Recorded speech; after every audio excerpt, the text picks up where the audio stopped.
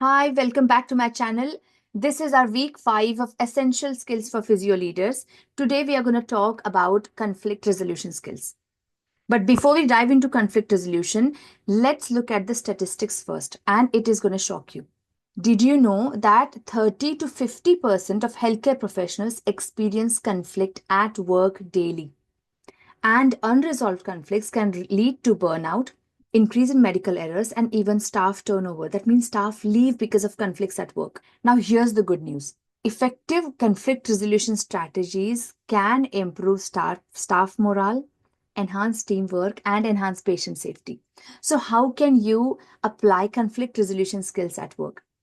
Before we dive in, if you haven't already subscribed to my channel, please subscribe to Priya Physio now and turn on the notifications so you get live updates of when my videos are posted next. Let's dive in. I'm going to share a mind map for conflict resolution. Now, I've divided this into 4 sections: types, essentials, effective communication, and examples. So let's go into types. There are 3 types of conflicts at work: task conflict, process conflict, and relationship conflict. So, what is a task conflict? Task conflict arises when there is a difference in opinion at work. Number 2, process conflict. Who delegates to whom is the problem in process conflict. And relationship conflict is when there is interpersonal incompatibility at work. Big word. Interpersonal incompatibility at work is relationship conflict. Okay? Whichever type of conflict it is, if you know the reason, now if you divide them into tasks, whenever a conflict arises, you will be able to realize whether it's one of these 3. Once you pick that out, like for example, if you think it's a relationship conflict, you can handle it in a separate way. So you can apply the essentials and effective communication strategies based on what type of conflict it is. That's why knowing the types of conflict is going to be handy. Number 2. So what are the essentials? Let me fold this node because I don't want this distracting us. Okay. So let's focus on the essentials. Whenever you are trying to resolve a conflict, always remember, focus on facts and evidence. So if you are in a leadership position, you're trying to resolve that conflict. Number 1 is you have to emphasize on facts and evidence around that conflict.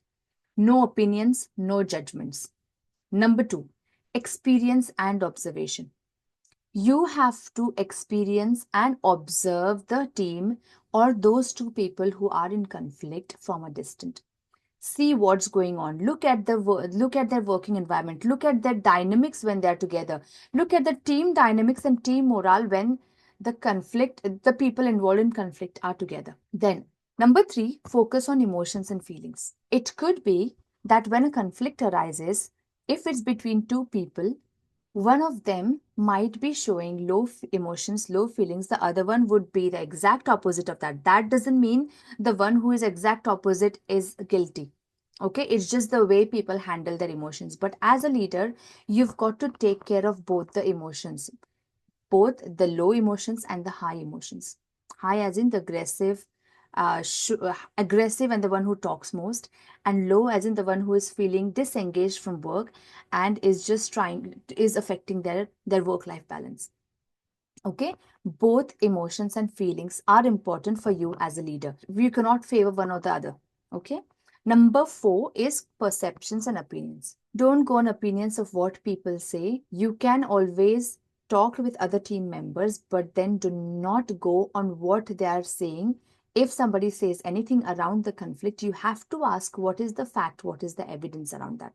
So always go back to fact and evidence because it's a really fine line between opinionated conflict resolution and evidence-based conflict resolution. Number 5, you will focus on values and beliefs of both the people who are involved in conflict. Sometimes the conflict isn't even about the process or the issue at work. The conflict is around values of a person and what they believe.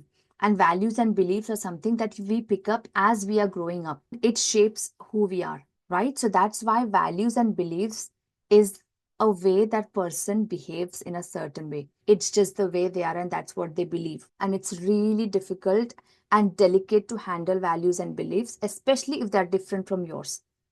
And last one is expectations and needs. So focus on expectations versus needs. Team, what is your team expecting from you? What are these two people who are involved in conflict expecting from you? And what are the actual needs of resolving this conflict? So these are the essentials of conflict resolution. Now, when it comes to effective communication, we have a video on communication skills, which was week 1. It's quite detailed. So if you haven't already watched my communication skills video, please go back and watch that video so you understand a little bit of what I'm sharing here. Effective communication. How can you communicate effectively? By keeping in mind the essentials that I've just shared with you. Everything that you've learned in the essentials won't happen or won't make sense if you don't communicate effectively. That's why communication is the most important skill for a human being, not just at work, but in personal life. So remember, develop rapport. Always develop rapport. That skill, that effective communication will help you develop rapport with both the people who are involved in conflict as well as with your team.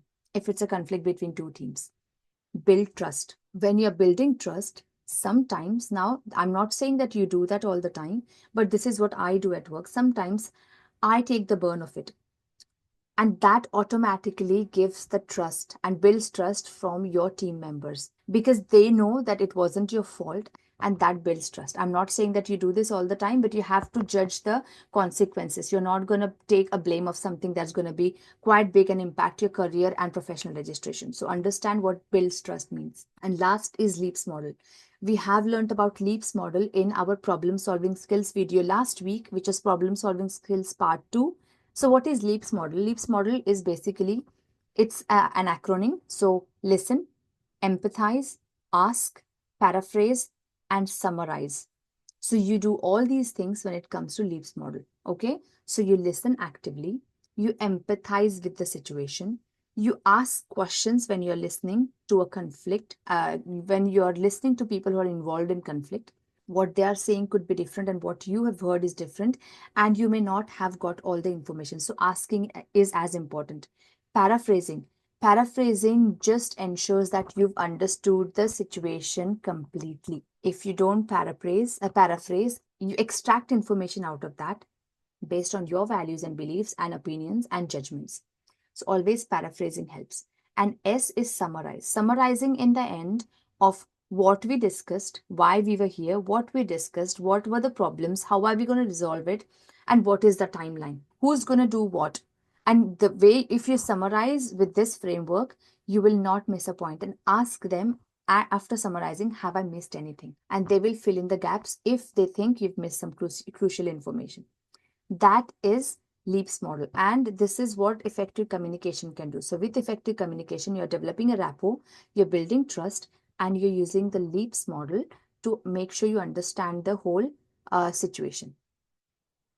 And now, last point is examples. Now, the examples here are clinical example. It could be an example from your virtual team meetings. Yes, it can happen in a virtual team meeting.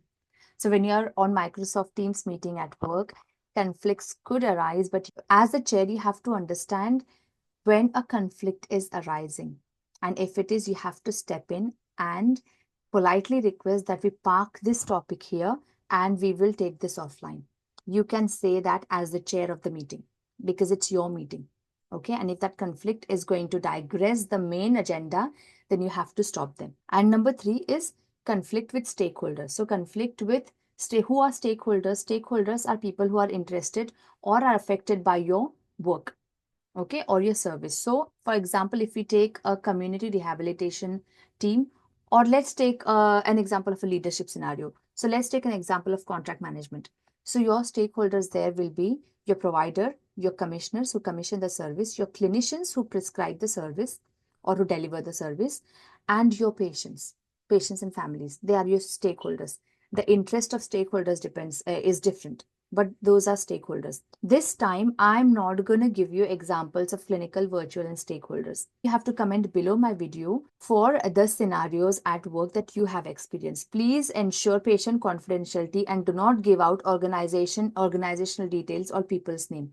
So just give us broadly examples, just one-liners of what could be the conflict in clinical scenario, what could be a conflict, type of conflict during virtual, and stakeholders. I know I haven't given you examples, but then if I give you everything, you will go into passive mode of learning. I want you to learn, do, and act. Today's conflict resolution skills and what I've shared with you isn't just off internet, it is actually from one of my interview books. This is my interview book, which I use regularly, and I have been using it for past 10 years. That doesn't mean it's old. I update my notes every time I get an interview with a fresh example, and that's how I keep my notes updated. And what I'm doing with these YouTube videos is I'm sharing my interview notes on skills with you, and we'll soon come on writing answers for those typical questions at interview. For example, what skills and experiences can you bring to the post, and why did you apply for the post? So these type of, or why are you interested in the post, tell me about yourself kind of questions, which I'm going to use from my interview book. Right, so this is your Priya Physio signing off. If you haven't subscribed to my channel, please subscribe to my channel now and hit the bell icon so you get live updates of when my videos are posted next. See you. Bye.